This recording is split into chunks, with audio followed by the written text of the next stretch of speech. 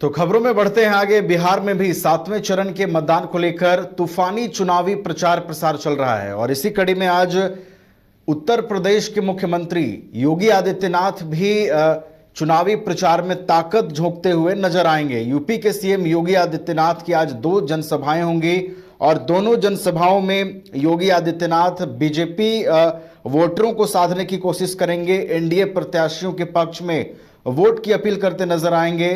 पटना और आरा में चुनावी जनसभा को संबोधित करते हुए नजर आएंगे।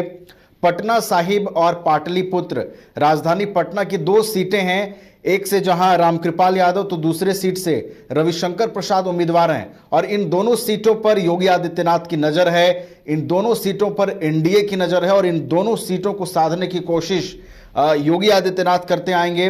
और देखिए, बीजेपी के जो तमाम बड़े प्रचारक हैं वो बिहार में लगातार चुनावी कैंपेन में आते रहे हैं और इसी कड़ी में आज योगी आदित्यनाथ भी पहुंच रहे हैं। इससे पहले पटना सीट कितनी महत्वपूर्ण है एनडीए के लिए, आपको इस तरीके से आप इसे समझ सकते हैं कि पीएम का जब रोड शो हुआ था उसके बाद कई बड़े स्टार प्रचारकों की रैलियां जो हैं वो बिहार में बैक टू बैक होती हैं और ये जो दोनों सीटें हैं वहां से दावेदारी इसलिए भी इस बार मजबूत हो जा रही है क्योंकि पाटलिपुत्र अगर आप सीट को देखेंगे तो यहां से लालू यादव की बड़ी बेटी मीसा भारती उम्मीदवार हैं और उनके अपोजिट में रामकृपाल यादव है। इसलिए देखिए, पाटलिपुत्र की जो सीट है वो अहम सीट बनी हुई है।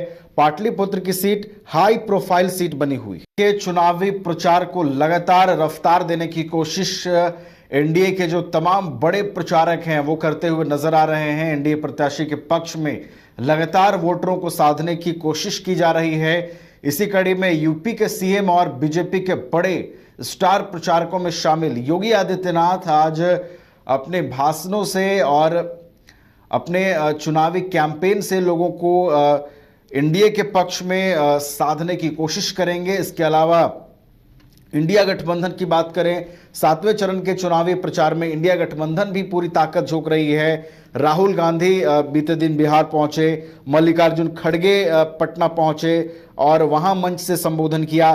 तो दोनों ओर से चुनावी प्रचार प्रसार को जो है अंतिम रूप दिया जा रहा है।